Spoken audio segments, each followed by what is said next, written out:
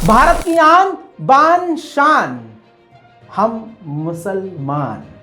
हमारे बाप दादाओं का इतिहास इतना है कि अभी आप वीडियो देखना शुरू करेंगे और मैं अभी बताना शुरू करूंगा तो आप थक जाएंगे, वीडियो बंद करके चले जाएंगे, लेकिन पूरा दिन पूरी रात निकल जाएगी।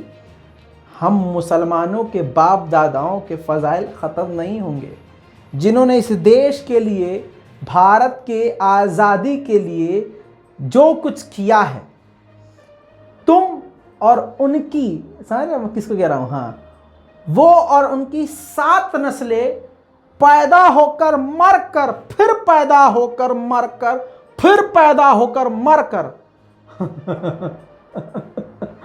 हाँ, दुनिया में आ जाए तब भी भारत के लिए, अपने मुल्क के लिए इतना नहीं कर सकते। अरे वो नागपुर के रावण, नकली राष्ट्रभक्त, 52 सालों तक जिन्होंने, आरएसएस वालों ने तिरंगा नहीं लहराया, ये आज के फर्जी राष्ट्रभक्त झंडा, हर घर तिरंगा झंडा की बात करते हैं। इनके बाप दादाओं ने कभी भी भारत की आजादी में इतना सा भी रोल नहीं निभाया। लेकिन चलिए, आज यह है बहुत ज्यादा स्पेशल रिपोर्ट। इस रिपोर्ट के अंदर सिर्फ मैं आपको वो बातें बताऊंगा, वो इतिहास बताऊंगा कि सच्चे भारतीयों की छाती चौड़ी हो जाएगी और जो मुसलमान हैं अपने ऊपर, अपने बाप दादा पर फख्र करेंगे। एक बड़ी बात और, आज की इस वीडियो रिपोर्ट को आप कॉपी कर सकते हैं, सोशल मीडिया पे डाल सकते हैं, काट सकते हैं, ट्रिम कर सकते हैं, पूरी छूट है मेरी तरफ से। क्यों? क्योंकि दुनिया को पता चलना चाहिए संघियों में और असलियों में फ़र्क क्या है।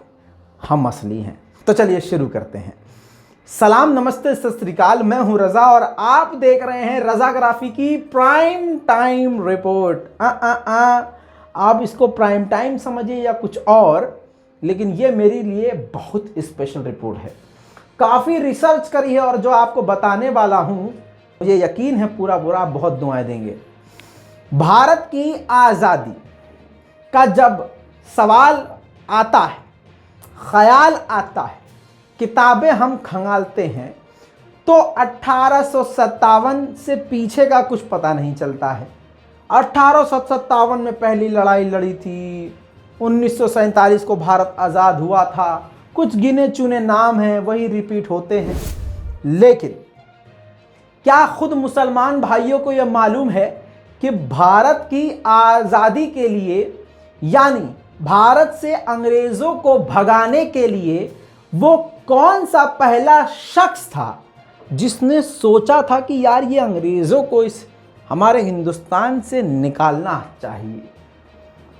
पूरी तवज्जो रहनी चाहिए, ध्यान से सुनिएगा। वो कौन सा शख्स था? जाहिर सी बात है, कोई काम करने के लिए उसके पीछे एक सोच होती है और सोचने के लिए कोई व्यक्ति होता है। वो एक व्यक्ति सोचता है, फिर वो अपनी बात 4 लोगों में रखता है, फिर वो एक मुद्दा बनती है।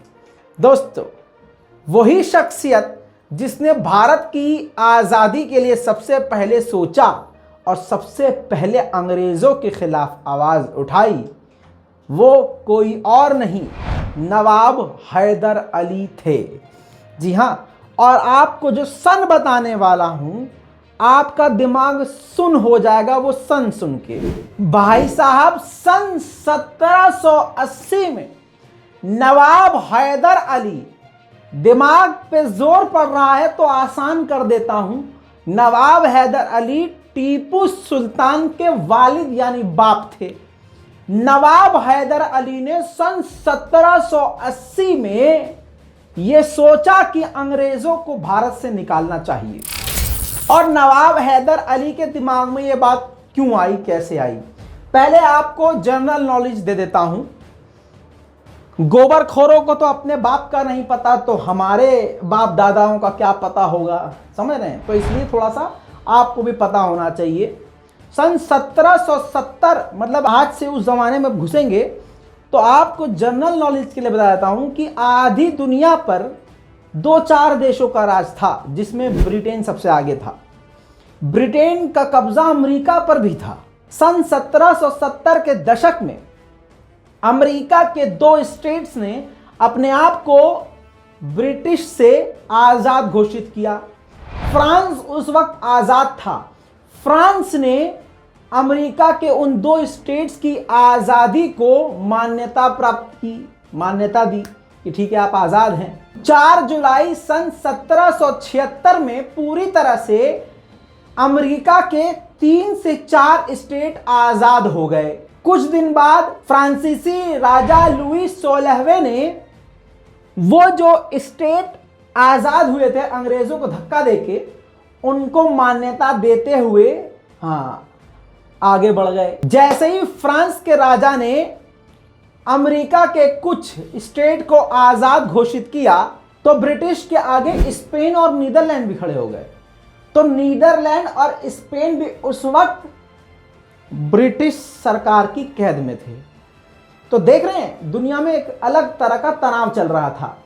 भारत के राजाओं ने, अलग अलग राजाओं ने, भारतीयों ने अपने ऊपर अंग्रेजों को एक्सेप्ट कर लिया था, लेकिन हैदर अली का दिमाग कहीं और चल रहा था। जहां पर विदेशों में अलग अलग जगह अंग्रेजों के खिलाफ, ब्रिटेन के खिलाफ आवाज उठ रही थी और ब्रिटिश सरकार का पूरी तरह उधर ध्यान था, यहां पर नवाब हैदर अली बड़ी योजना बना रहे थे अंग्रेजों के खिलाफ। पहले के जमाने में जो नवाब या बड़े लोग हुआ करते थे, बादशाह या कोई आर्मी के चीफ, वो अपने साथ एक राइटर को रखा करते थे। पहले सोशल मीडिया नहीं था मेरी जान, वेबसाइट नहीं थी। वो जो अपने साथ एक राइटर को रखा करते थे, वो उनकी जीवन की सारी वारदात, सारी कथाएं लिखा करते थे, डायरी समझ लीजिए। ऐसे ही हैदर अली ने अपने एक हिंदू मित्र को, जिनका नाम नलप्पा था, उनको रखा था।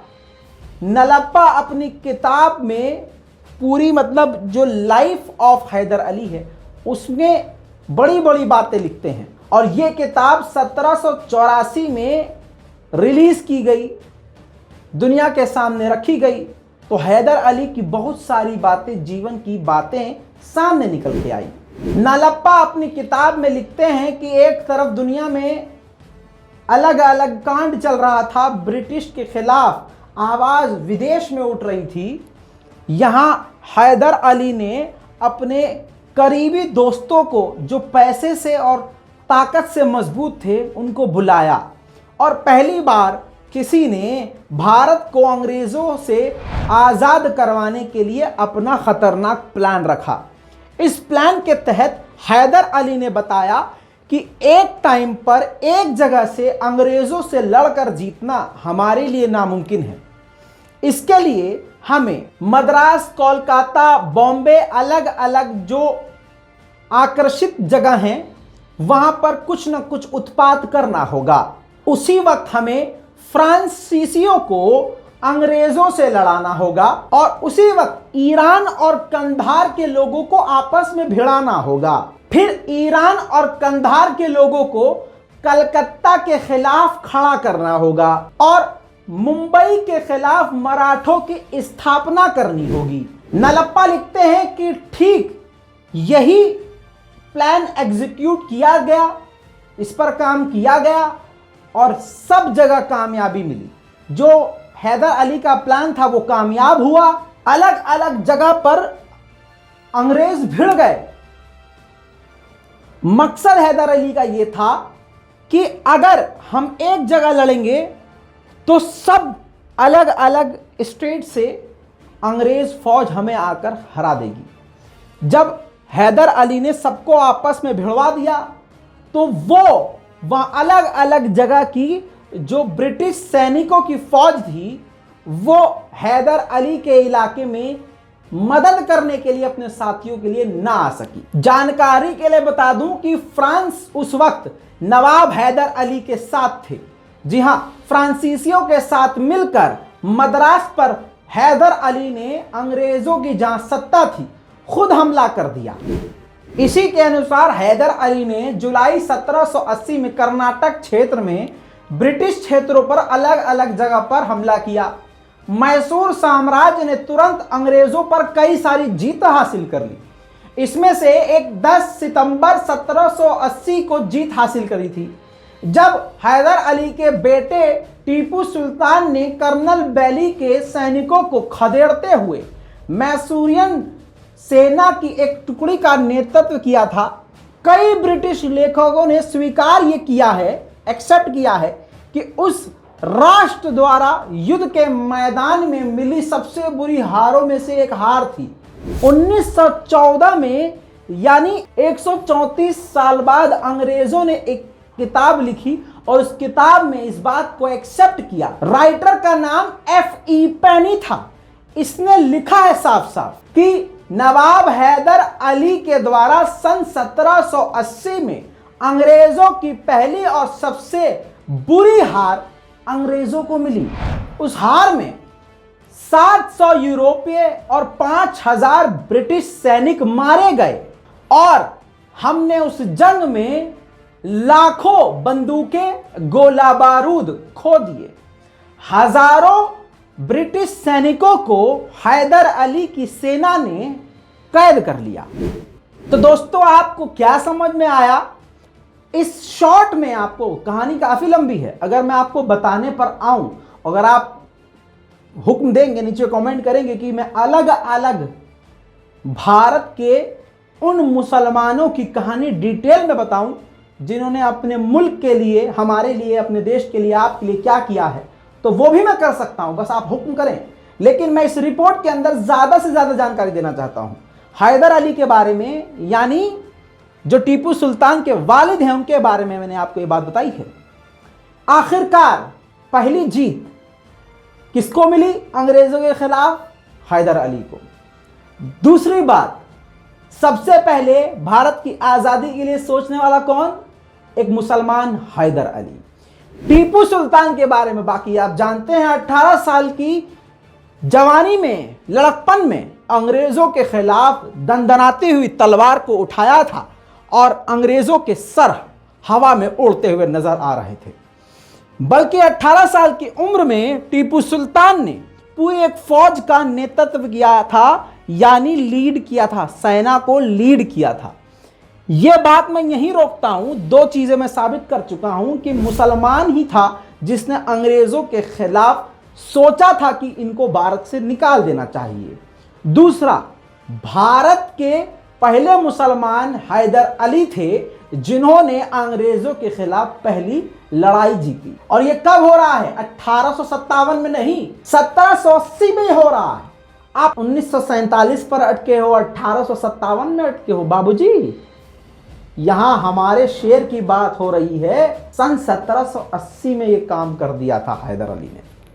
बाकी अंग्रेजों के खिलाफ सबसे पहले तोप का इस्तेमाल करने वाले हैदर अली के ही शेर बेटे टीपू सुल्तान थे।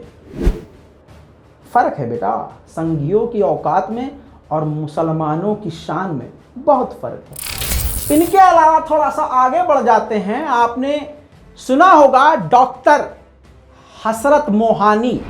ये तस्वीर आपकी स्क्रीन पर है, जो कि डॉक्टर अंबेडकर के बाजू में बैठे हुए। इनका नाम मौलाना हसरत मोहानी है। जी हाँ, आपको बताऊं कि ये वो शख्सियत हैं जिन्होंने अंग्रेजों के खिलाफ इनकलाब जिंदाबाद का नारा दिया था। इनके नाम से ज्यादा इनके ये 2 वर्ड का नारा पूरी दुनिया में फेमस हो गया था और अंग्रेजों की सांस ऊपर की ऊपर और नीचे की नीचे अटक गई थी। मुसलमान मौलाना हसरत मोहानी ने अंग्रेजों के खिलाफ कई सारे प्रोग्राम में हिस्सा लिया और हमेशा अंग्रेजों के खिलाफ मूवमेंट में शामिल रहे। कई सालों तक वो जेल में भी, अंग्रेजों की कैद में भी रहे। दोस्तों, इसी के साथ आप ये बात अच्छी तरह से जानते हैं कि आज के दौर में एक बहुत बड़ा प्रोपेगेंडा चल रहा है जिहाद के नाम पर, शिक्षा जिहाद। और वो लवड़ा सुर आता है एक गोबर दर्शन चैनल पे, शिक्षा जिहाद, यूपीएससी जिहाद, टट्टी जिहाद, पेशाब जिहाद। खुद का मुंह कमोड जैसा है और सारा दिन जिहाद की बातें करता है। जिहाद को एक गलत तरीके से दिखाया गया है।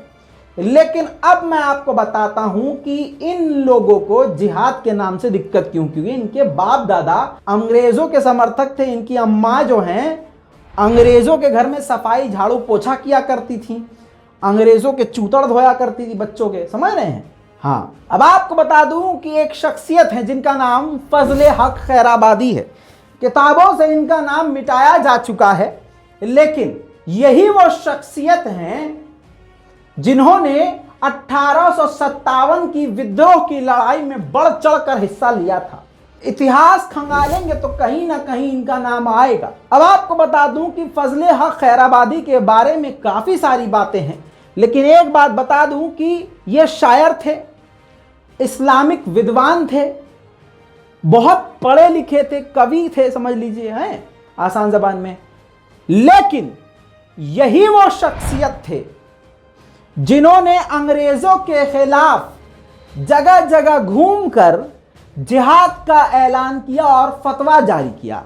जी हां, अंग्रेजों के खिलाफ जिहाद का फतवा जारी किया, सभी मुसलमान कौमों को एकजुट किया, बल्कि हिंदू भाई बहनों के अंदर भी हिंदू मुस्लिम एकता पैदा करी और जिहाद कायम किया। जगह जगह वो घूमे, अलग अलग जगह, अलग अलग स्टेट गए, मुसलमानों के बीच जाकर जिहाद का ऐलान किया और लोगों को जिहाद के लिए तैयार करते हुए अंग्रेजों के खिलाफ ऐलान जंग किया। खैराबाद के लोगों को मेरा सलाम। खैराबाद के अगर कुछ लोग वीडियो देख रहे हो तो नीचे कमेंट कर दीजिएगा। दोस्तों, इसके बाद आपको पता है मदरसों के खिलाफ प्रोपेगेंडा आज भारत में चल रहा है, लेकिन यही मदरसों से ही भारत के बड़े बड़े आज़ादी के आंदोलन की आग को भड़काया गया। इसी मदरसे में पढ़ने वाले बच्चे मौलवी पूरे देश में आग की तरफ फैले और अंग्रेज़ों के खिलाफ खतरनाक माहौल बनाया। आपकी स्क्रीन पर यह दारुल उलूम देवबंद की तस्वीर है, जो कि 1866 में बनाई गई और इसके करता धरता बनाने वाले हज़रत मोहम्मद कासिम ननौतवी और इनके अलावा फजलुर रहमान उस्मानी और इनके अलावा सैयद मोहम्मद आबिद और इनके अलावा कुछ और लोग थे, लेकिन जो मेन थे वो थे मोहम्मद कासिम ननौतवी। अभी मैं आपकी तरफ आ रहा हूँ, परेशान मत होइए, मैं ऐसा क्यों बता रहा हूँ, क्यों कर रहा हूँ। इस मदरसे को बनाया ही एक सोच से था।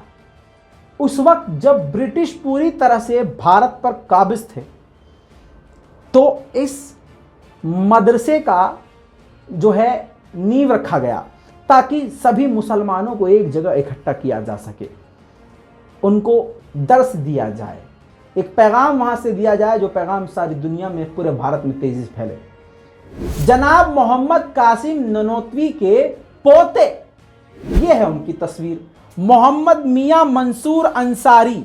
जी हां, आपको बता दूं कि ये पॉलिटिकल एक्टिविस्ट थे। इनका जो जन्म था, पैदाइश थी 1884 में हुई और सहारनपुर के इनकी जो मातृभूमि थी जहां ये पैदा हुए, अंबेठा सहारनपुर 1884। शहादत जो इनकी हुई 11 जनवरी 1946 जलालाबाद नंगारहर अफगानिस्तान में इनका निधन हुआ। ठीक है, अब ये जो पर्सनैलिटी आपकी स्क्रीन पर है, इनके बारे में जान लीजिए। आपने वो अगर ज़रा सा भी आप पढ़े लिखे हैं तो आपको ये नाम सुनाई दिया होगा, रेशमी रुमाल मूवमेंट। जी हाँ, जो भारत की आज़ादी का एक बड़ा अहम हिस्सा था। रेशमी रुमाल के सबसे अहम किरदार कैरेक्टर यही थे जो उस रेशमी रुमाल प्रोजेक्ट को आगे बढ़ा रहे थे, क्रांति ला रहे थे। भारत के मुसलमान मौलवियों को बदनाम किया जाता है ना दोस्तों, तो ये तस्वीर देखिए, पहचान लीजिए इस शेर को। इनका नाम है मौलवी अहमदुल्ला शाह फैजाबादी। जी हाँ, 1857 के विद्रोह में अवध और लखनऊ पर कब्जा करने वालों में इनकी भूमिका को बहुत जाना और माना जाता है। आपको बता दूं कि ब्रिटिश इतिहासकार जीबी मैलेसन ने फैजाबाद के मौलवी अहमदुल्ला शाह को पहला स्वतंत्रता संग्राम घोषित किया। इतना ही नहीं, खुद ब्रिटिश अंग्रेज ने कहा कि 1857 की लड़ाई के सबसे खतरनाक जबान का इस्तेमाल करने वाले और अपने जुमलों से, अपने शब्दों से अंग्रेजों को हिला देने वाले ये मौलवी थे। लोगों के सीने में आज़ादी की आग भड़काने वाले और अंग्रेजों के खिलाफ सबसे घातक लड़ाई लड़ने वाले यही मौलवी थे। मैं अपने मन से नहीं कह रहा हूं, ये पूरी रिपोर्ट मौजूद है। हजरत मौलवी अहमदुल्ला शाह फैजाबादी सिकंदर शाह में साउथ इंडिया में पैदा हुए, ऐसा विकिपीडिया बताता है। बाकी इनकी पैदाइश की, जन्मभूमि की बात को लेकर कई जगह किताबों में अलग अलग बात मिलती है, लेकिन अब जो बात बताने वाला हूं आपका दिमाग चकरा जाएगा। यहां पर आपको पता चलेगा संघी की नस्ल कहां से आगे बढ़ी है। मौलवी अहमदुल्ला शाह फैजाबादी को जिंदा अंग्रेज नहीं पकड़ पा रहे थे। मौलवी ये सिर्फ मौलवी नहीं थे, जंगजू थे, जंगी थे। हमेशा अपने जंगी हाथी पर सवार रहकर वो ट्रैवल किया करते थे। आखिरकार इनके बयानात से, इनकी स्पीच से समाज में जोश भरने लगा। अंग्रेज परेशान हो गए कि अब क्या किया जाए, तो अंग्रेजों ने ऐलान किया कि 50,000 रुपये के चांदी के सिक्के देंगे जो भी इनको जिंदा या मुर्दा हमारे पास लेके आएगा। और आपको ये जो बात बता रहा हूं मैं अपने मन से या मोदी जी की तरह अपने पेट से नहीं बता रहा हूं, मैं बता रहा हूं खुद ब्रिटिश राइटर की बात। जीबी मैलिसन ब्रिटिश राइटर है, लिखता है कि इस शेर को मारने के लिए 50,000 के चांदी के सिक्कों का इनाम घोषित किया गया। जिसके बाद उस जमाने में आपको पता है अलग अलग गांव, अलग अलग शहर के अलग अलग बादशाह हुआ करते थे। पोवायान आपकी स्क्रीन पर, उत्तर प्रदेश का वो इलाका पोवायान, जहां का राजा जगन्नाथ सिंह, नाम याद रखिएगा, राजा जगन्नाथ सिंह, इसने ब्रिटिश यानी अंग्रेजों की बात मानी और चांदी के सिक्कों के लालच में इसने क्या किया, जब मौलाना अपने घर अपने हाथी, जंगी हाथी पे सवार होकर पहुंचे तो इसने कैनन से अटैक किया। विकिपीडिया पर भी लिखा हुआ है, हाईलाइट कर दिया है। कैनन से फायर किया, तोप से इन पर हमला किया, जिसके बाद मौलाना जमीन पर गिर गए। जिसके बाद इस जगन्नाथ बादशाह ने मौलाना के सर को काट दिया और फिर अंग्रेजों के सामने इनके सर को पेश किया। सर तन से जुदा, सर तन से जुदा किसने किया? जगन्नाथ। मुसलमान नहीं था। जागो जागो लवड़ा सुरो, तुम्हारी औकात सामने आ रही है। इतिहास खंगाला जाएगा तो तुम नंगे हो जाओगे संघियों। इसके बाद 50,000 का इनाम लेकर वो बादशाह मस्ती में झूमता हुआ अपने क्षेत्र में चला गया। उनके सर को अगले दिन तहसील पर लटकाया गया और 1857 के शहीदों में इस तरह से मौलाना का नाम शामिल हो गया, जिनको जिंदा रहते हुए अंग्रेज पकड़ ना पाए, अपनों ने ही पीठ में छुरा घोंप दिया। इतना ही नहीं, मुसलमान भारत की आन बान शान है। मुसलमान असली इस देश के शेर हैं, जिनको इतिहास के पन्नों से मिटाया जा रहा है, लेकिन हम मिटने नहीं देंगे। स्क्रीन पर देखिए, यूसुफ मेहर अली इनका नाम है। क्विट इंडिया मूवमेंट सुना होगा आपने, नारा इन्होंने दिया। साइमन गो बैक का नारा इन्हीं ने दिया। इतना ही नहीं, 1942 में इनको बंबई का यानी आज की मुंबई का मेयर चुना गया। यरवड़ा सेंट्रल जेल में इनको कई साल अंग्रेजों ने कैद भी रखा था। दोस्तों, आज मुसलमान मौलवियों को निशाने पर लिया जा रहा है, लेकिन मैं आपको बता दूं कि ये कौन लोग हैं। ये संघी लोग हैं, अंग्रेजों के बच्चे हैं। हाँ, आपकी स्क्रीन पर ये हैं अब्दुल हफीज मोहम्मद बरकतुल्लाह। जी हाँ, अब्दुल हफीज मोहम्मद बरकतुल्लाह जो हैं, इनको मौलाना बरकतुल्लाह के नाम से भी जाना जाता है। खासकर ये अखबार लिखा करते थे और अखबार में खतरनाक अंग्रेजों के खिलाफ बयान लिखा करते थे और छापा करते थे, जिससे समाज में जागरूकता पैदा होती थी, अंग्रेजों की सच्चाई सामने आती थी। सोए हुए भारतीय जागते थे और क्रांतिकारी बन जाते थे। आपको बता दूं कि सन 1988 में भोपाल यूनिवर्सिटी का नाम बदलकर बरकतुल्लाह यूनिवर्सिटी किया गया, इनको इज्जत और सम्मान देने के लिए। 1857 की लड़ाई में इनके अखबार का अहम रोल था। दोस्तों, इनके अलावा खान अब्दुल गफ्फार खान, पहचान लीजिए इनको, गांधी जी के आगे चलने वाले नाम दिया गया था, फ्रंटियर गांधी, जी हां, इनको लक़ब दिया गया था। इन्होंने ही सर्वेंट ऑफ गॉड, ईश्वर अल्लाह के नौकर के नाम से एक ग्रुप बनाया, उसमें लोगों को जोड़ा, अंग्रेजों के खिलाफ मूवमेंट चलाया, बयानबाजी करी, लोगों को इकट्ठा किया, अंग्रेजों के खिलाफ बड़े बड़े प्रोग्राम रन किए। भारत जब आज़ाद हुआ तो खान अब्दुल गफ्फार खान यही वो शख्सियत थे जो भारत के विभाजन यानी भारत के दो टुकड़े होने के लिए महात्मा गांधी से भी गुजारिश कर रहे थे, विरोध कर रहे थे कि भारत के टुकड़े ना किया जाए, भारत को दो भागों में ना बांटा जाए। उसके बाद दोस्तों, आपने एक नारा सुना होगा, सरफरोशी की तमन्ना अब हमारे दिल में है, देखना है जोर कितना बाजुए कातिल में है। स्क्रीन पर देखिए, ये हैं वो नेता, वो शेर, मुस्लिम शेर, जिनका नाम है बिस्मिल अजीमाबादी। जी हाँ, ये फ्रीडम फाइटर हैं। आपको बताऊं कि पटना में इनका इंतकाल हुआ, 1901 में इनकी पैदाइश हुई, बिहार के ये रहने वाले थे। दोस्तों, ये है मुसलमानों के सितारे और ये हैं मुसलमान की औकात। तुम अपना चेक करो शजरा। दोस्तों, ऐसे बहुत सारे हैं। भारत के तिरंगे से इनको नफरत क्यों है आपको पता है? क्योंकि भारत का तिरंगा झंडा डिजाइन करने वाली वो कोई और नहीं थी, मिसेस सुरैया तैयब जी थी, जिन्होंने भारत का तिरंगा बनाया, जिसके हर रंग का, अशोक चक्र में उस तिल्लियों का भी मतलब उन्होंने एक्सप्लेन किया था, जिसको भारत ने फिर एक्सेप्ट किया था, सरकार ने एक्सेप्ट किया था, और आज हर घर तिरंगा लहराने को कह रहे हैं मोदी जी। तो पता क्या चला, गूखोर आज भी गू खा रहे हैं, मुसलमान शहादत दे के भी शेर कहला रहे हैं।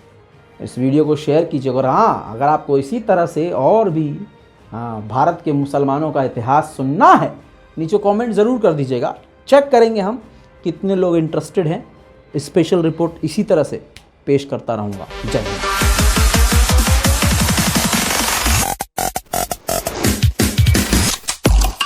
तेरा बाप आया।